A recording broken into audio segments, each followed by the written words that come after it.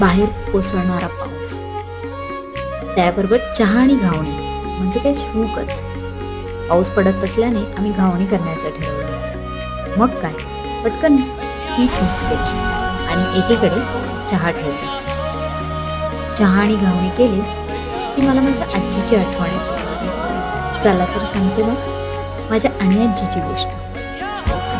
मालवणात कौलारू घरात राहणारी माझ्या आईची आई.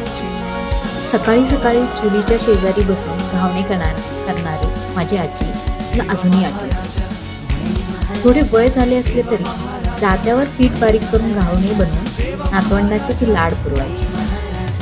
2 वर्षापूर्वी ती गेली, पण तिच्या आठवणी आमच्याबरोबर ठेवून गेली.